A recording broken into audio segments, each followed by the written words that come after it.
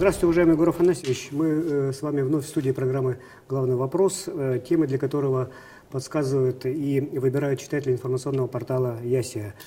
Месяц назад мы с вами обсуждали тему взаимоотношения республики и крупных хозяйствующих субъектов. Сегодня вопросы и темы, которые нам подсказывают наши читатели, это развитие города Якутска, развитие столицы республики, где проживает уже около трети населения, по неофициальным данным 350 тысяч в городе Якутске живет. Но республика всегда оказывала и оказывает очень большую поддержку столице, города Якутского. В основном это решение каких-то масштабных задач. А в ноябре неожиданно, или как, не знаю, можно ли это было ожидать, прогнозировать, обострилась проблема с газоснабжением, в полный рост стал вопрос с отключением многоквартирных домов. И люди считают, что здесь правительство каким-то образом тоже должно подключиться к решению этой задачи. Как вы считаете, как бы вы ответили на этот вопрос? Добрый день. Вы знаете, что политика республики, город Якутск занимает определенное свое конкретное место, как столица республики. Но при этом, когда я проверял свою политику развития республики, я определял несколько агломераций, на которых надо обратить внимание.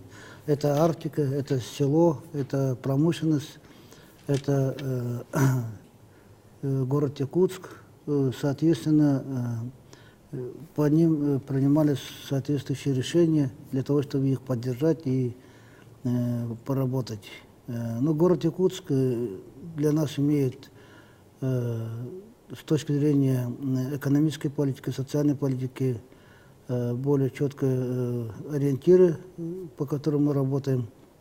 Как раз вопрос, который вы сейчас озвучили, он относится к резонансным вопросам, и, соответственно, перед правительством я уже поставил задачу. В последнее время вы слышали по телевидению, в целом по новостям о том, что в Воронеже, в Рязани, в Иванове произошли взрывы именно от того, что газовые сети устарели.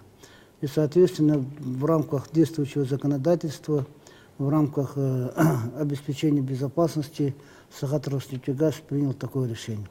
Но моя претензия заключается в том, что и правительство, и местные органы власти, и Сахатровнефтегаз должны были вместе вести разъяснительную работу, объяснять людям, почему такое решение принято. Это по городу Якутск будет иметь отношение к где-то 60 многоквартирным домам, которые подлежат отключению в ближайшее время по результатам тех или иных проверок с точки зрения безопасности. К сожалению, наше сетевое хозяйство десятки лет не обновлялось, и в результате появилась опасность взрывов и, соответственно, разрыва систем, и мы не должны рисковать жизнью людей и принимать такие решения.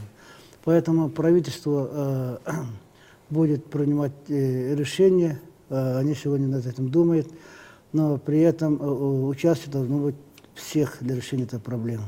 Если люди, которые живут в этих квартирах и говорят о том, что кто-то придет за них сделать, это глубоко ошибается. Поэтому и жители, владельцы квартир, и муниципалитеты, и правительство республики по мере возможности должны помочь в решении этой проблемы. Или провести восстановительные работы, или реконструкцию, или ремонт этих систем, или привести в другой вид решения этой проблемы. Поэтому правительство такое поручение уже получило.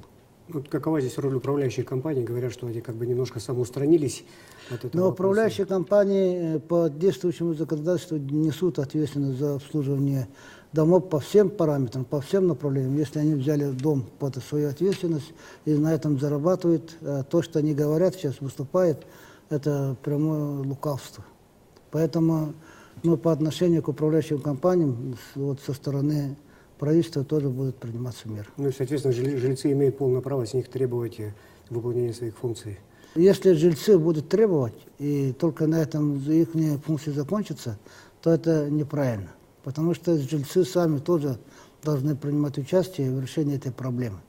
Потому что многие дома, они приватизированы, они стали собственниками этой квартиры, в свое время бесплатно получив эти квартиры. Значит, дальнейшее содержание этих квартир принадлежит непосредственно собственникам квартир, а собственники квартиры в свое время заключает договора с управляющими компаниями для оказания услуг и составляет договора. Но если там не отражено, это плохо, конечно. Это со стороны жителей это проигрышная позиция, но при этом мы должны заставить, чтобы все это поставить на определенное соответствующее место. Тема тоже связанная. Новый мусорный полигон уже лет, наверное, 10-15, так или иначе об этом говорится, что вот уже есть и проект вроде бы как был, и место определено. Вот. А недавно эти вопросы обращения с отходами переведены на региональный уровень. Вот что правительством делается в этом направлении? Когда в столице республики будет эта проблема решена, или как мы движемся к этому решению, Егор Афанасьевич? Политика мусоропереработки и вообще уборки мусора, она пренебрегалась, эта тема. Была не главной. Да. А потом, в последнее время, все-таки мы начинаем думать, что общая культура населения, общее сознание людей, она требует и выводит на первый план вот этот вопрос благоустройства. Поэтому 2016 год был объявлен годом благоустройства населенных пунктов в целом по республике. И надо дать должное, что общественность это движение поддержала, и проводится очень большая работа. Первое, конечно, мы в республике будем принимать все меры, чтобы муниципалитеты конкретно занимались этой проблематикой. Были поставлены более жесткие правила о том, что в этом году 1 сентября мы должны были определить оператора по региону и заниматься уже как бы начиная с 2017 года этой проблемой. Но, к сожалению, с учетом особенностей республики оператора мы никак не можем определить, потому что в городе Якутска, например, если создадим республиканские компании, тариф установим, скажем, на уборку 1 килограмма мусора или переработку мусора одну цифру, то кратная эта цифра будет выше в Тиксе или в Терском. То есть мы опять должны ввести так называемое перекрестное субсидирование для того, чтобы решить эту проблему. Это очень сложно, поэтому мы просили с этой организационной точки зрения немножко продлить. И мы эту работу сейчас ведем. Но второе, конечно, будет зависеть от культуры самого населения. Насколько население пойдет навстречу, к сожалению, сегодня говорить о том, что наше население все это дело поддерживает, что мы по мусорам, разделению мусора на твердые, на и другие виды мусора говорить очень сложно, потому что люди еще не научились этим заниматься. Главное, что мы должны начать, тогда потихоньку мы научимся. Поэтому эта программа, она требует определенных финансовых ресурсов, и бюджет республики, бюджет города должны в этом плане раскошелиться и выделять определенную сумму денег, чтобы это определить, эту работу выполнить. Я думаю, все это будет сделано. Собственно, сам мусороперерабатывающий завод, о котором говорилось. Мы здесь варианты никак не можем найти, потому что разные варианты были, начиная прямо от переноса свалки, который сегодня действующий есть по Великому тракту, и кончая строительством перерабатывающего завода внутри города Якутска, с учетом транспортных расходов. Но, к сожалению, единому знаменателю еще и город, и правительство республики не пришли. Но 2017 год для нас является годом определяющим. Если мы там не определимся, то мы можем просто опоздать. Еще одна долгоиграющая тема, Егор Афанасьевич, когда горожане смогут пить воду из-под крана, как говорится, тоже водозабор, о котором последние десятилетия говорится, чтобы улучшилось качество воды, которая в весенние месяцы как бы подвергается очень большой критике. Вот как в этом направлении? Абсолютно правильное требование людей, жителей города Якутска. Я, к сожалению, этой тематикой начал заниматься только в этом году. Я встречался и с активом водоканала, с руководством города Якутска на эту тему.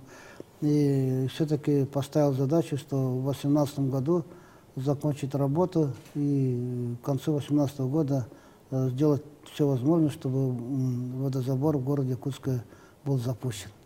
Насколько это реально, то я думаю, что республика в этом плане помогает и будет помогать. Это стоимость объекта примерно 4 миллиарда рублей, 4 миллиарда 200 миллионов рублей. И половину мы уже нашли, это за счет Европейской банка реконструкции кредитной линии открыли. Ну и 2 миллиарда мы с городом вместе найдем и решим этот вопрос. Но дело в том, что сегодня речь идет о комплексном решении этой проблемы. Если мы водозабор сам по себе как бы построим, очистные сооружения, если мы определимся, то тоже четко, ясно, уже мы знаем, как это надо делать. Но есть у нас проблема в самой реке Лена.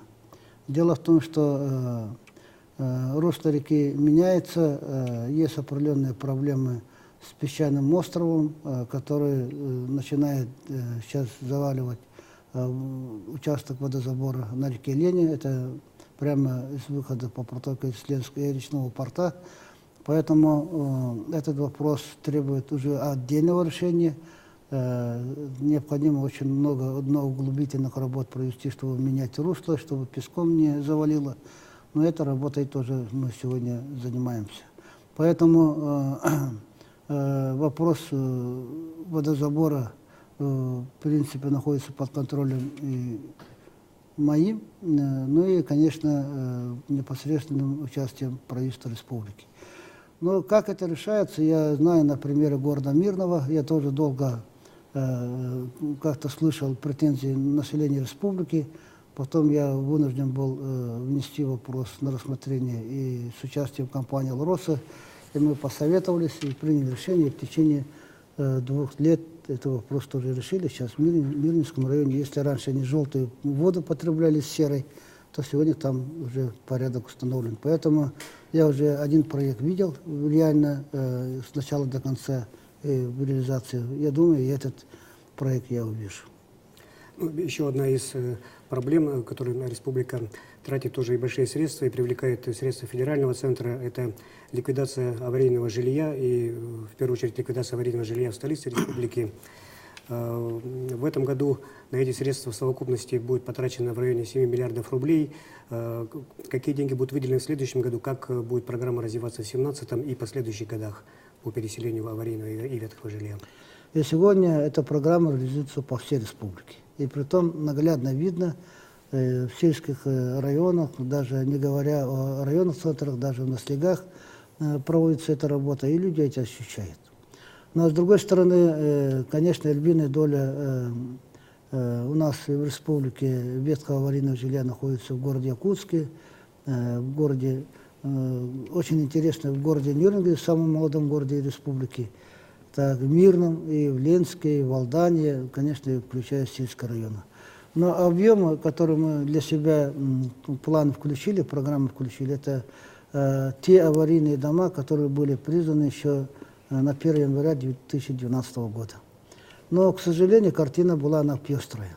Пестрая в том случае, в том плане, что некоторые руководители местных органов власти в свое время, они смело шли на регистрацию аварийного жилья, понимая, что это будет вызывать определенную нагрузку для их работы. Почему? Потому что, когда объявляется жилье аварийным, то по соответствующим законам человеку сразу должно, ну не сразу, в крайнем случае, по очереди должны предоставляться квартиры. Но из-за этого, то, что местные органы власти не имели возможности этой задачи решить, они больше не регистрировали, насколько возможно, разными путями отказывались регистрировать такие дома. Но вот те районы, о которых мы сейчас говорим, и Нюрнбергский район, и город Якутск, и другие районы, насколько могли, шли на регистрацию. Поэтому вот максимально объемы на них находятся. Что происходит в городе Якутске? В городе Якутске мы плановые объемы, в принципе, выполняем. Если в этом году в целом по республике 7 миллиардов рублей предусмотрели на расходы по переселению из аварийного жилья, то в 2017 году мы с республиканских денег предусмотрели 7,5 миллиарда рублей для того, чтобы решить эту проблему. Поэтому эта программа будет продолжаться и в 2017 году. Но, к сожалению, по решению правительства Российской Федерации эта программа завершается в 2017 году, 1 сентября. Теперь моя задача работать с руководством страны. В частности, я уже обращался к президенту Российской Федерации вместе с губернатором Тульской области Дюминым, с губернатором Ульяновской области с Морозовым. Официальное обращение сделали к президенту, чтобы продолжить эту программу. Но есть определенное но, потому что многие субъекты эту программу не тянут. Не тянут с учетом того, что в местных бюджетах у них денег нет. А это, если федеральные деньги выделяются, то мы столько же денег должны расходовать за счет условиях, на паритетных Да, условиях. на паритетных основах. Но, к сожалению, местные бюджеты многих регионов эту нагрузку не берут. И в результате они настаивают, что вот такой программы не было. Вот поэтому мы сейчас находимся перед дилеммой, как себя вести и как убедить, чтобы эта программа продолжала работать. Но, с другой стороны, есть опасность, что на фоне той ситуации, в которой находится страна, и в экономическом плане, и с учетом санкций, я думаю, что для принятия такого решения потребуется достаточно такая сильная политическая воля. Но мы надеемся, но посмотрим, как она будет дальше двигаться. Но при всем при этом республика все равно по своим возможностям будет продолжать эту политику и в дальнейшем.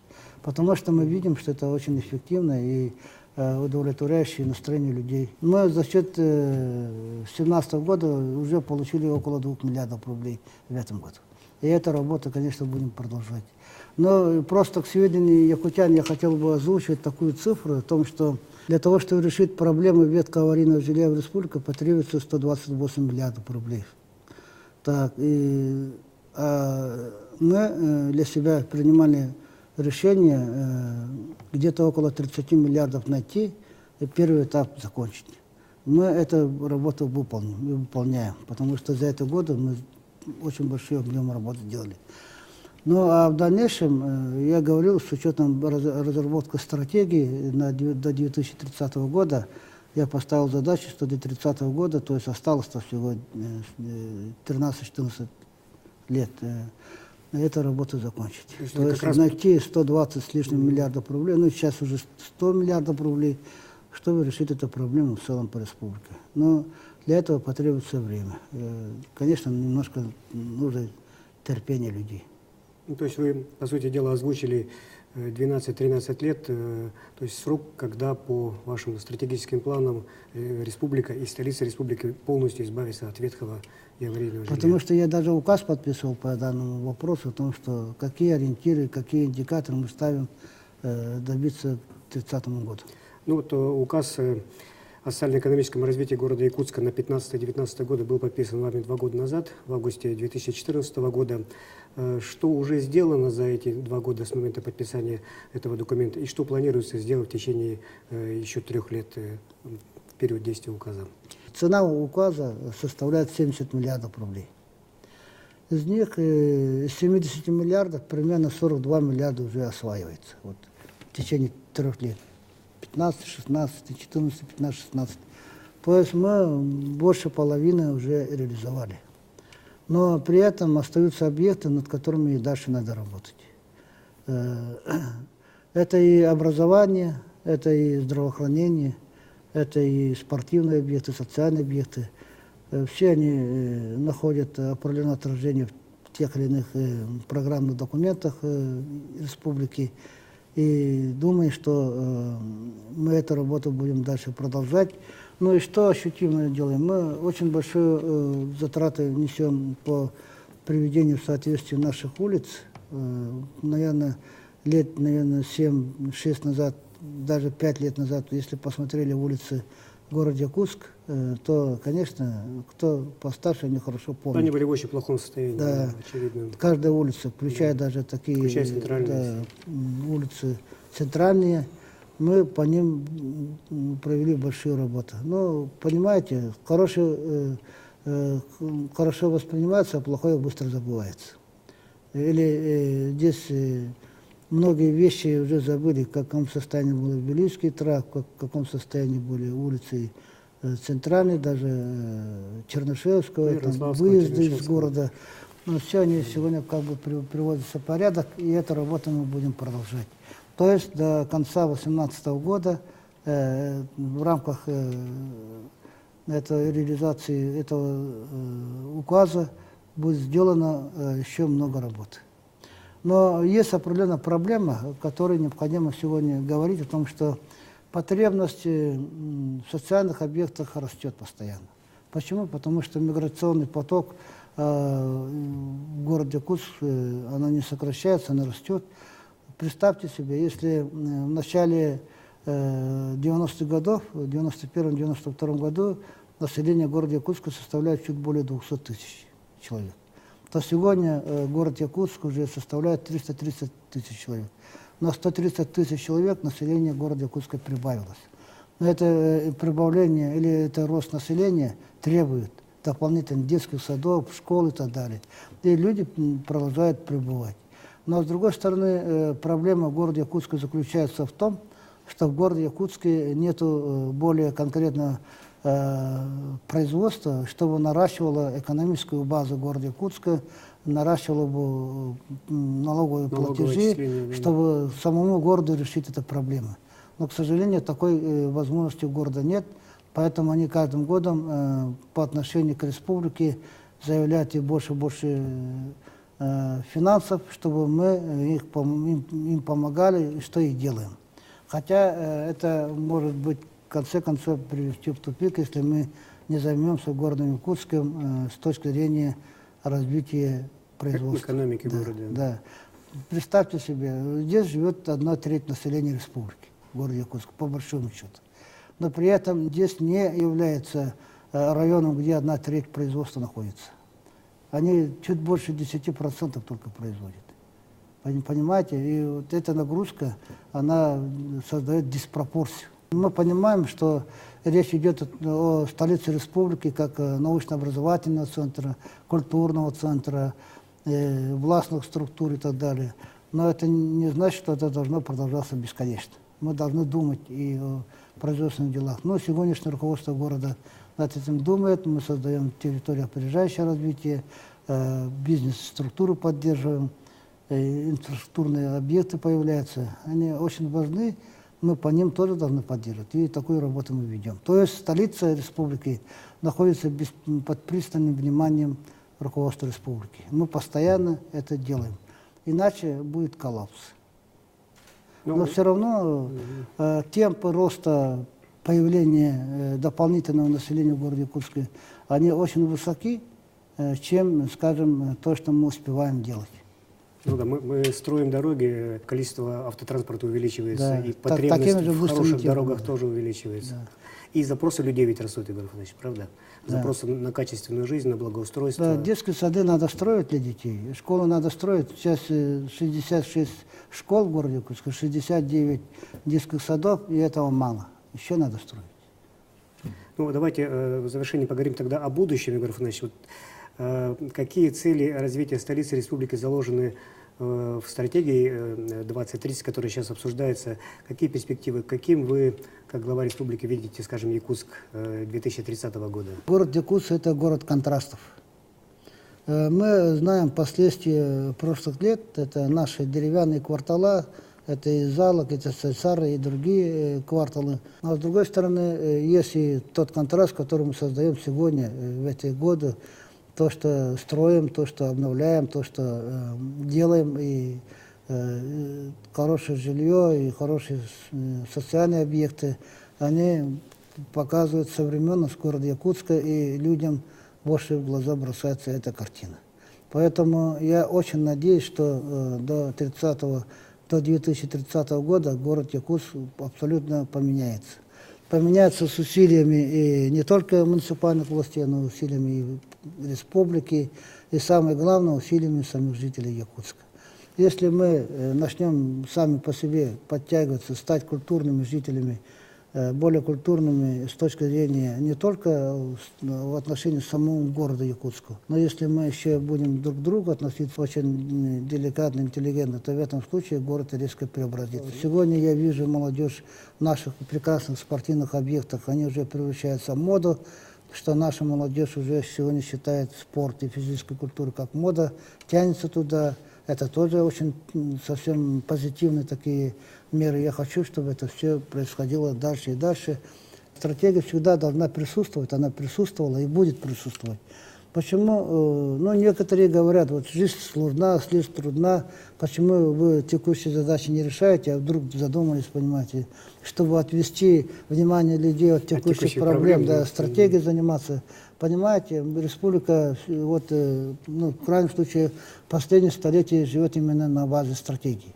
В 20-х годах стратегия была разработана. Впервые в Советском Союзе работала комплексная бригада Советской Академии Наук. И они определили, на базе чего должна развиваться Якутия. И в 20-х годах появилась золотая промышленность. Потом в 50-х годах появилась алмазная промышленность. Потом в 80-х, 70-х годах появилась угольная промышленность. Мы сегодня, вот последние десятилетия, занимаемся диверсификацией экономики уже с поворотом на углеводородные наши полезные ископаемые, это газ и нефть.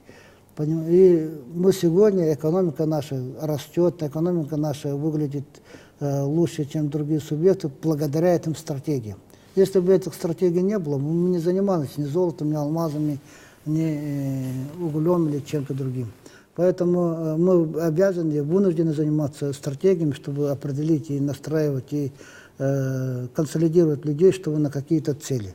Вот, при этом мы в свое время всегда рассчитывали на крупную промышленность. А эта стратегия, которую мы сейчас разрабатываем, больше всего внимания уделяет на местное производство, на более такие креативные проекты, которые необходимо реализовать с точки зрения конкуренции республики. Мы не можем традиционными производствами конкурировать с другими субъектами, с другими производствами. В частности, мы можем машины производить здесь, автомобили производить, трактора производить, можем этим заниматься. Но при этом, если выйдем на рынок, то наши товары будут неконкурентоспособны.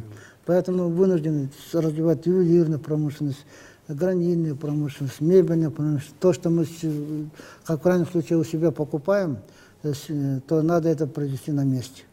Потом мы в этой стратегии уделяем большое внимание и муниципальному уровню. А раз мы ведем речь о местном производстве, значит и муниципальная структура должна развиваться. И город Якутск там занимает свое достойное место.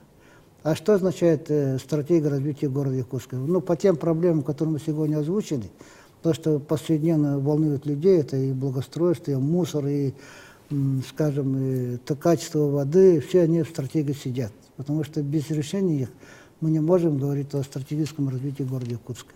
Но, с другой стороны, мы говорим и о создании производства в городе Якутске. Этого надо добиваться, и этим надо заниматься. И сегодня определенные фундаменты заложены. Вот это надо расширять и двигать, и в этом случае стратегия развития города Якутска будет выглядеть более предпочтительной. Мы не можем рассчитывать на нефть и газ в городе Якутске, мы должны рассчитать именно на создание тех производств. Мы должны город Якутск развивать с точки зрения и той функции, которую выполняла до сих пор, это как образовательный центр, как научный центр. Это в стратегическом плане тоже важная задача. То есть стратегия города Якутска определяется теми целями и задачами, которые мы поставили под перспективу, решая текущие злободневные вопросы. Вот это они заложены. Я 5 лет назад представлял город Якутск таким, как сегодня. Я вижу результаты.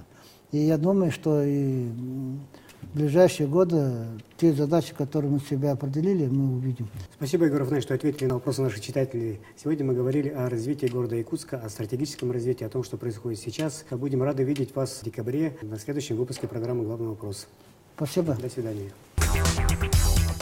Мы заканчиваем очередной выпуск программы «Главный вопрос». Сегодня в студии мы работали с главой республики Егором Афанасьевичем Борисовым и обсуждали тему развития города Якутска, столицы нашей республики, где проживает треть ее населения. Каким будет следующий главный вопрос, решать вам. Следите за публикациями на сайте ЯСИА, принимайте участие в голосовании. Всего доброго. До свидания.